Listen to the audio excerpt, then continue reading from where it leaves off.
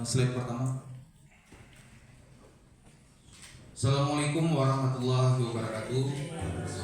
Slide pertama, Pak. Itu slide terakhir. Perkenalkan Bapak Ibu, nama saya Hidayat. Terima kasih kepada Dewan Juri BPPMA dan DPMPTSP yang sudah memberi kesempatan kepada kami untuk pagi hari ini bisa menjelaskan proposal bisnis yang kami jalankan. Jadi kami dari CV Raja Dua Bersaudara, di mana industri kami bergerak di sabun pembersih dan keperluan rumah tangga. Next, Pak. Nah, ini adalah gagasan usaha yang mendasar dari industri yang kami kembangkan saat ini. Adalah produk untuk kebutuhan sehari-hari, pasarnya yang luas, pemakaian horeca, hotel, restoran, dan kafe yang tinggi, serta limbah yang tidak berbahaya. Namun apabila kami berbicara pada gagasan ini, kami tidak memiliki diferensiasi yang kuat terhadap kompetitor yang lain, termasuk kompetitor nasional yang memang sudah mensugesti para konsumen khususnya di Banda Aceh. Sehingga kami mencari next diferensiasinya adalah permasalahan yang ada di lingkungan saat ini adalah sampah plastik. Karena konsumen-konsumen mayoritas menggunakan sabun pembersih itu belinya dengan pouch refill. Walaupun pouch tersebut bisa didaur ulang, tapi besar kemungkinan dia tetap menjadi sampah. Sehingga solusi dari kami adalah next adalah sabun cair yang bisa isi ulang. Nanti akan kami jelaskan rencana bisnisnya dan existing yang sedang berjalan pada saat ini. Next, Pak. Nah, ini adalah produk kami. Ada sabun cuci piring, sabun cuci tangan, pembersih lantai, dan pembersih kaca. Next. Ini adalah tim kerja karena kami skupnya masih kecil, sehingga saya sendiri sebagai direktur juga menjadi seorang tenaga produksi dan juga tenaga distribusi. Untuk pemasarannya juga sudah dibantu oleh satu orang tim. Next. Ini adalah mini pabrik yang saat ini masih beroperasi. Itu ada space kira-kira 4x8 meter di kediaman kami yang memiliki kapasitas produksi pada saat ini 400 liter untuk satu tenaga manusia dan satu mesin. Next. Nah, ini adalah potensi bisnis. Untuk saat ini kami masih fokus areanya adalah Banda Aceh, di mana target pasar kami yang paling utama adalah industri kuliner. Sehingga dari industri kuliner tersebut memiliki potensi bisnis kurang lebih 1.500 titik industri kuliner yang ada di Banda Aceh dan sekitarnya. Next. Nah, ini adalah kondisi saat ini 2024. Ini pemaparannya adalah omset yang berlaku pada saat 2024 hingga Oktober kemarin, Pak. Di mana target distribusi kami adalah 15% dari 100.500 titik industri kuliner yang saat ini kami sudah mencapai 7,5% atau 110 titik. Jadi memang dia berdinamika. Ada yang sudah menjadi relasi, lambat laun lepas, sehingga mungkin existingnya masih 110. Dengan pencapaian saat ini di 2024 ini sudah terjual 5.980 jerigen. Kami masih pakai jerigen karena kemasan isi ulang. Next, Pak. Nah, ini adalah total omset yang terjadi hingga Oktober 2024. Di mana formulasinya adalah 27% laba bersih, biaya pokok kami 56%, dan Copex 15,6%. Next. Nah, ini adalah kondisi saat ini. Apabila ini tercapai sampai Desember 2024, jadi kami optimis itu akan ada penambahan sampai Desember 307 juta. Kalau di Oktober kemarin 256 juta sekian. Nah, kalau diurut dari 2022, ini ekstrimnya naik 53,5%. Dari 2023 sampai 2024 naik 10,4%. Jadi setiap tahun ini tren kita positif. Next. Nah, ini adalah data relasi yang sudah kami berjalan pada saat ini, termasuk Pak Almer itu kafe, toko sama produksinya juga kita pasok. Nah, terakhir kali kalau untuk corporate pada saat ini kemarin adalah BSI UMKM Center. Jadi kita sudah pasok semua kebutuhan pembersihnya. Next. Ini strategi pemasaran yang pernah dilakukan. Pada saat ini kami masih melakukan direct selling seperti ini. Ini gambarnya kurang. Nah, untuk kita juga pernah masuk ke pasar retail. Hanya saja karena kita head to headnya dengan kompetitor nasional, jadi sudah pasti kita kalah kalau masuk ke pasar retail. Makanya kita diferensiasinya adalah sabun isi ulang dengan penjualan secara langsung door to door. Nah, kalau misalnya untuk mencari lead pelanggan, kita masih menggunakan Car Free Day sebagai spot untuk promosi. Selanjutnya Pak, next. Jadi kita memiliki multiplying business system di mana kita ada 4 fokus. Ini adalah formulasi rencana bisnis kami ke depan. Fokus utama pada saat ini adalah culinary industry target. Fokus kedua, household target, rumah tangga. Fokus ketiga adalah modernisasi, dan fokus 4 baru pembukaan cabang. Jadi fokus-fokus ini tidak akan berjalan sampai 2, 3, dan 4 kalau fokus pertamanya belum tercapai. Jadi rencana bisnis kita next Pak. Untuk industri kuliner target, pada saat ini kita sudah ada 110 titik rumah makan dengan 26 titik rumah tangga. Fokus bulanannya pada tahun 2025 adalah 10 titik fokus bulanannya rumah makan. Per bulannya 10-10. Kalau fokus bulanannya untuk rumah tangga 2 titik. Jadi tidak terlalu fokus ke rumah tangga, hanya menyelip. Next Pak. Di mana akan terjadi pada saat tahun 2025 itu tercapaiannya 235. Sebelumnya kan 110 Pak. Jadi dengan fokus bulanan 10 titik itu tercapainya 235, penjualannya 10.800 rumah makan dan 140 jerigen rumah tangga. Targetnya itu ada 568 juta di 2025 dengan net marginnya 150 juta. Jadi kenaikannya juga drastis 85%. Next Pak. Untuk 2026 kita sudah fokus masuk ke rumah tangga karena target kita 15% dari sudah tercapai. Sehingga fokus bulanannya itu dilemahkan di rumah makan 5 titik. Jadi fokus bulanan rumah tangganya dinaikkan jadi 30 titik. Hanya saja di sini kita sudah buat modernisasi mesin, itu stasiun isi ulangnya 2 titik. Selanjutnya Pak. Nah ini yang terjadi apabila pencapaian tadi berhasil kita capai. Di 2026 itu 1,3 M dengan laba bersihnya 403 juta. Nah ini adalah pencapaiannya sudah jadi 265 titik rumah makan, 410 titik. Kalau misalnya mesin isi ulang itu dia 31.200 botol karena dia mainnya 1 liter. Jadi yang membuat lonjakan 1,3 M itu adalah stasiun isi ulang. Next Pak. Nah ini adalah apabila sudah tercapai di fokus ketiga, modernisasi. Kita penambahan 3 titik isi ulang.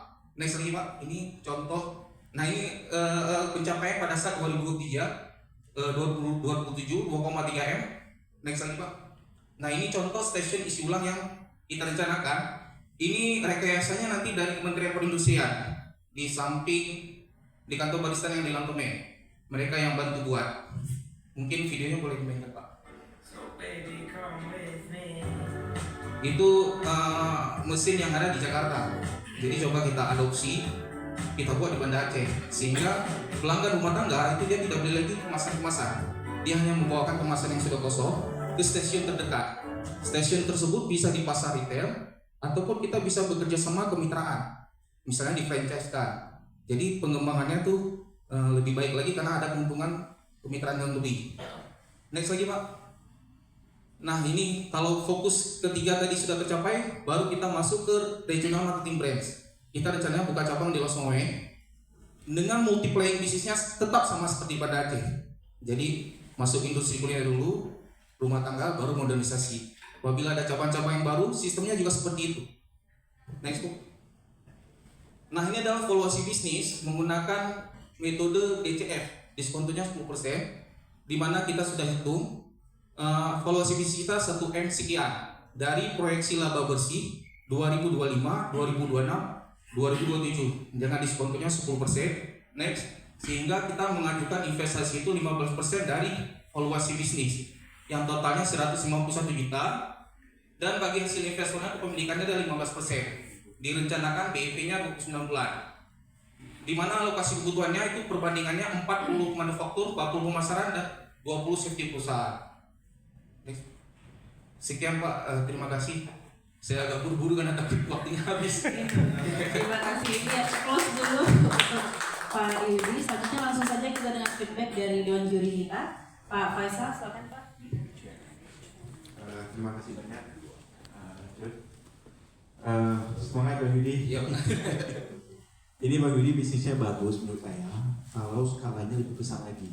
Ya, Pak. Jadi bisnis-bisnis yang kita target adalah end user itu kalau kayak Mama Lemon dari yang di simulasi Iya. itu cukup sebenarnya kalau skalanya besar ini cukup bagus ya dia secara bisnisnya. Kemudian tata kelola dari step to step marketnya cukup logik menurut saya. Apa yang bisa duluan teman-teman Horeca misalnya kan yang disasar yang konsumsinya lebih banyak daripada teman-teman rumah tangga gitu. Kemudian ini untuk bahan baku segala macam ada isu nggak Pak Yudi? Apakah kemudian ini diproduksi sendiri semuanya atau memang setengah produksi atau hanya fokus di distribusi Pak Yudi? Dia beli literan kemudian fokus ke distribusi. Untuk di kaminya Pak, Iya. kitanya memang kita beli bahan bakunya Pak. Kalau bahan bakunya ini mayoritas dari Kuala Lumpur dari Malaysia. Jadi kita nggak ngambil, tapi kita nggak ngambil di Kuala Lumpur karena kita pabrikan. Iya. Sudah pastikan belanjanya harus besar. Kita ke supplier Medan Pak. Oh, sekarang Medan. Iya. Berarti distributor kedua lah ya. Bisa jadi mungkin tangan ketiga karena ada importir lagi. Oh. Importir kita ngambilnya di grosirannya. Dengan importir kita bisa lakuin akses kerjasama bisa. Ketahuan nggak selisih harga dari pabrikan ke ini selisihnya sampai 15, 20, 30%? Saya memang belum cek Pak itu, tapi memang itu kalau kita ngambil di grosirnya aja kita ambil jumlah yang besar itu bisa turun 10% HPP-nya Pak. Bisa ditekan biaya belanjanya 10%. Secara produk ini ada expired kan gitu nggak? Untuk saat ini kita memang belum pernah mendiamkan produk yang jadi ini selama setahun. Kalau kita lihat di kemasan kompetitor nasional itu 2 tahun Pak. Karena kita produksinya memang kapasitas masih sangat kecil sekali, 3 hari habis Pak. Jadi kita belum pernah menyetok hingga 1 minggu pun belum pernah stok Pak. Ya. Saya kira itu aja nanti kalau ada lagi. Siap Pak. Mau Pak Tasrif atau Pak Faktor duluan nih Pak?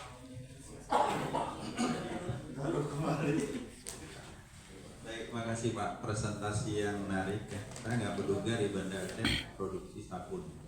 Karena biasa orang sudah beli yang dari produk karena dari paper dan seterusnya. Jadi Bapak berani masuk ke market yang sebenarnya sudah dikuasai yang lain. Iya, mereka sudah market berdarah Pak. Benar. Tapi ini menarik karena Bapak masuk ke niche market tadi Horeca, kemudian nanti baru ke rumah tangga. Di mana sebenarnya Bapak akan head to head dengan pemain yang sudah existing, benar Pak ya. Saya mungkin sedikit mendalami saya kira. Itu kalau dari sisi kualitas ya. Bisa nggak Bapak menggambarkan bahwa ini kualitasnya lebih bagus dari yang nasional? Kemudian dari harga, itu katakanlah ini per liter atau di mana itu dihitung per liter. Itu harga kita dibanding dengan yang nasional bagaimana? Ya, Pak. Jadi kalau kualitas, kita kalau cuci piring Pak ya, bicara karena cuci piring yang paling cepat. Kita ada grade A, B, C. Kalau yang kita berani head to head dengan Sunlight itu grade A. Cuma hanya ada kekurangannya. Memang kan kalau ibu rumah tangga senangnya dengan busa Pak. Jadi kalau grade A ini dengan Sunlight start pertama pemakaian itu sama busanya. Tapi daya tahannya itu kita kalah. Kalau Sunlight dia 7 jam masih berbusa.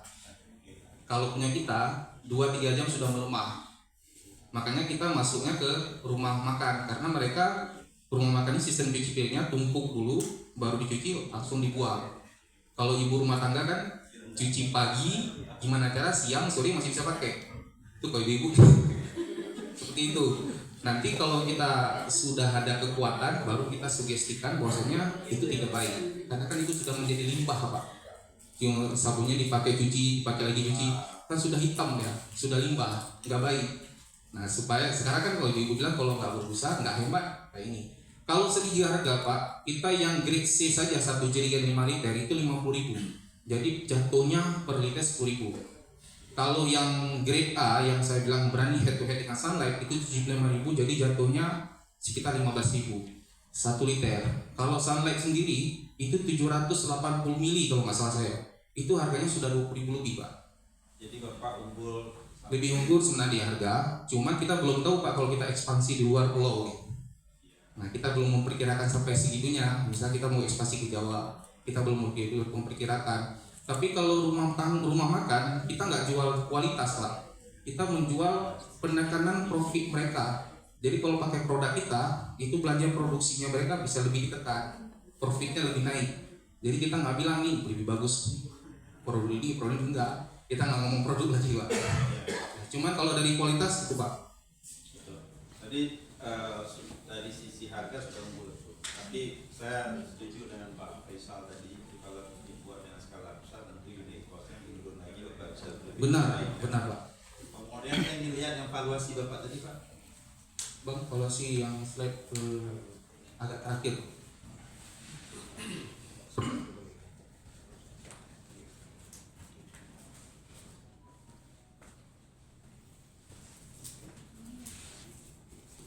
Ini juga ada jasa ngantar ke rumah gitu ya? Iya, armadanya ada Pak. Sama seperti air isi ulang. Iya, benar-benar Pak. Jadi armadanya ada, jadi jerigen yang sudah kosong di konsumen kita tarik. Ya. Sehingga kita pun mengurangi kos belanja kemasan Pak. Ya. Makanya bisa kita tekan harganya. Ya. Valuasi. Mungkin bukan itu ya, yang satu lagi Di ujung bos. 50 berapa juta ya?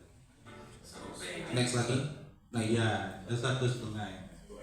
Satu ya, valuasinya. Itu setelah dikurangi 10% dengan rumus tahun kesekian Pak. Itu diskontonya 10%. 10% Pak. Dengan struktur modal bagaimana itu? Nanti kan struktur modal ada pinjaman, ada modal sendiri. Ya, dengan PMA ini direncanakan pinjaman atau modal sendiri? Kepemilikan Pak, bagi kepemilikan. Berarti modal sendiri ya. Tapi apakah nanti Bapak juga akan membiayainya dengan meminjam uang ke bank? Belum Pak. Full 100% Full. modal Karena sendiri. sebenarnya Pak, kalau misalnya proyeksi yang saya jelaskan rencana bisnis tadi itu dengan kekuatan dana kita Pak. Ya. Jadi kalau misalnya PT PEMA masuk, ini membuat akselerasi Pak. Jadi rencana kita 2007 sekian, bisa jadi 2006 tercapai. Misalnya seperti mesin tadi, rencana kita 2026 baru modernisasi mesin. Masuk PEMA bisa jadi awal 2025 kita langsung pengadaan Pak mesin. Jadi akselerasi dengan PEMA. Artinya kalau nggak ada pihak luar yang mau invest, proyeksi ini akan jalan dengan sendirinya Pak. Karena target bulannya juga kecil. Seperti tadi satu bulan ada 10 titik rumah makan, itu target paling rendah di kami Pak. Biasanya kami bisa sampai di atas 10 Pak. Cuma paling nyamannya 10. Aset tetap yang Bapak miliki sekarang berapa? Nggak banyak Pak sebenarnya kalau aset. Berapa? Nggak sampai 50 juta. Nggak sampai 50 juta. Nanti mungkin pola valuasi yang sedikit kita koreksi Pak ya. Pertama diskonto kalau modal sendiri 10% rendah sekali. Itu akan membuat valuasi Bapak jadi 1 miliar besar itu ya. Itu mungkin perlu, karena kalau di-combine dengan pinjaman bank itu pertama ada insentif pajak ya. Ya. Yang kedua, ekspektasi return dari pinjaman itu kan nggak besar, 12% sesuai dengan pinjaman. Tapi kita harus backup dengan aset yang nanti disita kalau misalnya gagal. Baik Pak. Tapi kalau kita modal sendiri kan nggak ada, memang kan kita Bapak. Iya. Tidak tanggung resiko sama sekali, makanya karena resiko lebih besar maka diskon itu perlu tinggi. Oh iya. Ya. Kemudian nanti kan diperhitungkan juga. Ini kan yang Bapak masukkan ke dalam hitungan valuasi hanya laba bersih. Benar Pak. Ya, laba bersih. Ya memang future cash flow ya, tapi 3 tahun itu. Terlalu kecil Pak. Terlalu pendek. Pendek. Biasa Masa orang- 5 Pak ini Pak. Bukan 5 Pak. Itu sebenarnya valuasinya harus lihat terminal value sampai perpetuity namanya. Selamanya. Kan waktu kita masukkan 15% seperti harapan Bapak itu bukan berbisnis 1 tahun, 2 tahun, 3 Iya. tahun Pak ya. Benar Pak. Selamanya BEMA akan masuk ke situ, bahkan bisa meningkat.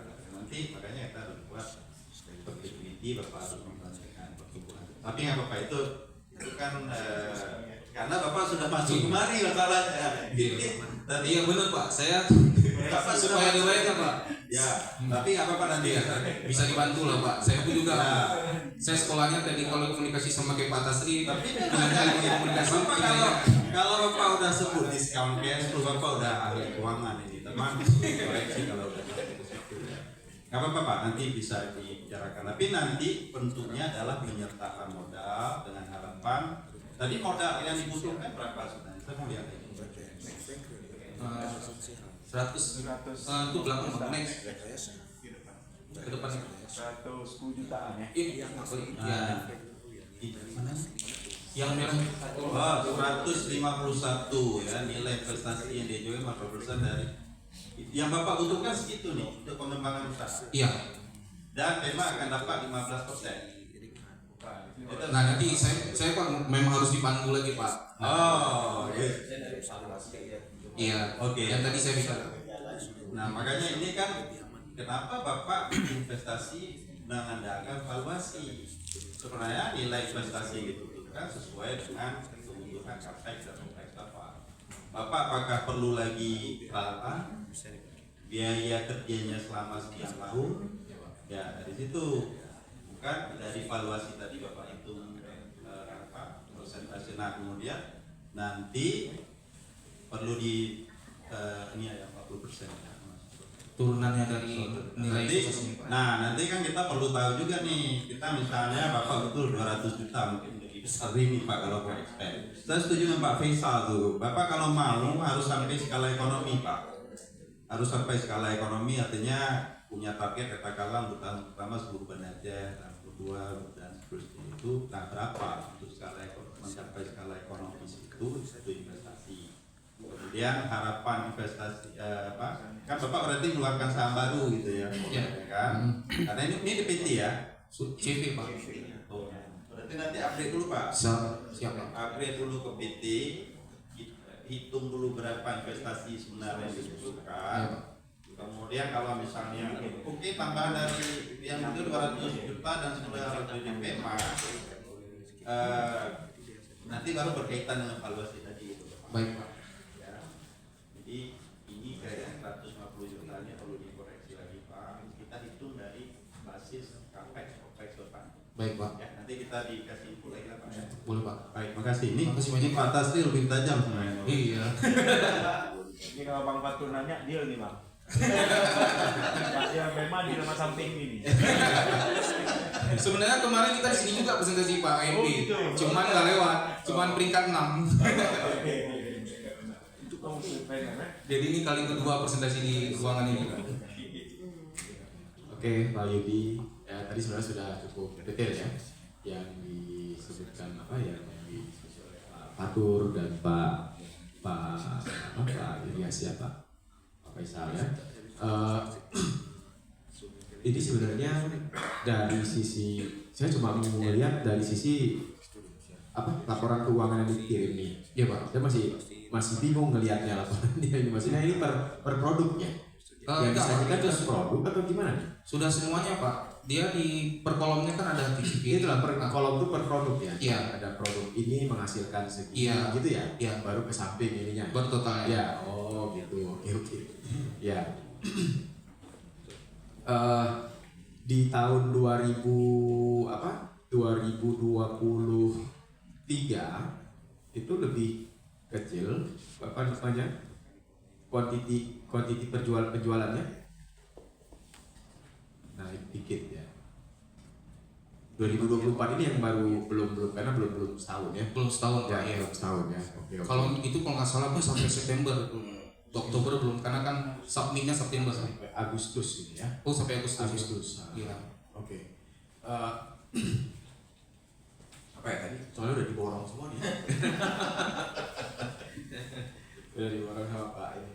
Tapi berarti kebutuhan dananya kalau menurut proyeksi awal ya itu 151.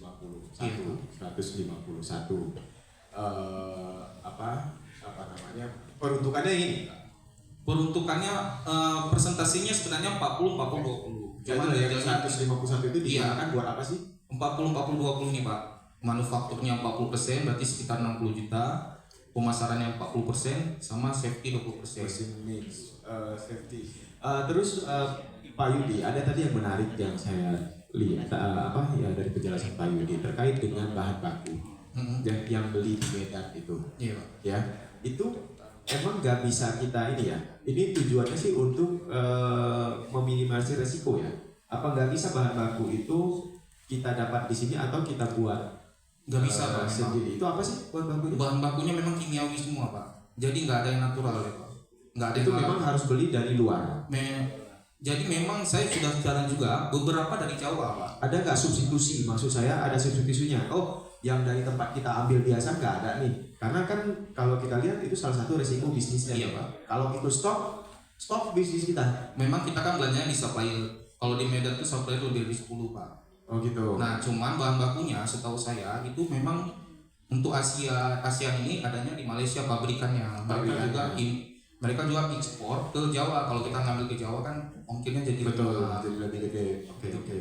Oh jadi ambilnya apa cuma ada dari si Malaysia itu aja. Iya. Itu salah satu bahan baku, bukan semua ya. Tidak semua, cuma memang paling banyaknya memang dari yang bahan baku utamanya itu memang dari Malaysia Pak. Berapa persen? 80. Kalau bahan utamanya aja bisa sampai 60%. Oh gitu.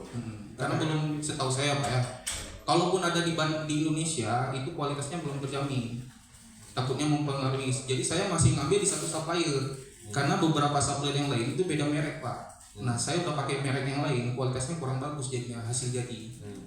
Kalau Bapak impor berapa jumlah harus diimpor? Nah memang iya kalau belanja dengan pabrikan memang udah pakai ini Pak. Ya berapa minimal? Saya belum hitung tuh Pak. Kayaknya yang tadi berkait dengan minimum capacity. Iya. Yang kami maksud adalah Bapak impor dan produksi dengan Iya. jumlah minimum. Benar Pak. Karena memang dia kalau semakin banyak Semakin kecil. kecil kan ya. Memang kita kedepannya begitu Pak. Heeh. Jadi kemarin kita masih mencari formulasi produk. Jadi kita belum ke sana. Begitu sudah dapat formulasi produk kan tinggal dilipat gandakan aja. Ya. Tapi tadi itu perlu di ini ya. Nanti yang lain saya coba pelajari ini targetnya ya. Goalsnya dari 2022, 2024, 2025 itu targetnya 11.000 jadi ya. Yang tadi di 2025. Ya ini saya ambil yang di Sapit sih. saya kurang ingat kalau yang saya submit. Kadang bisa jadi berbeda Pak. Di submit itu kan Agustus mungkin ada ide tambahan yang terbaru di slide. Oke. Jadi berarti ada beberapa bisnis termasuk tadi yang isi ulang tadi ya. Mesin isi. Iya. Dan itu mesin isi ulang satu mesin berapa sih? Jadi pernah kita konsultasi 2 tahun yang lalu itu memang barangnya komponennya dari Cina. Itu kalau kita kalkulasikan dengan selesai dengan branding bisa mencapai 7 juta satu unit. Oh, satu unit. Itu 2 tahun yang lalu Pak. Oke. Jadi belum kita koreksi tahun saat ini. Oke. Yang mirip-mirip Pertamina lah Pak. Ya. Mirip Pertamina. Tapi lebih murah ini. Ya Pak. Lebih murah. Iya. Kalau Pertamina kan minimal 150 juta ya. Wih, Paket ya. Pertamina yang kios-kios. Oh ya, ini 15 jutaan. Sudah. 20 jutaan. Ya bedanya pompanya Pak. Makanya di kata orang Kementerian Pak Halinda namanya, pompanya itu nggak ada di Indonesia, harus di Cina karena kan cairannya kental.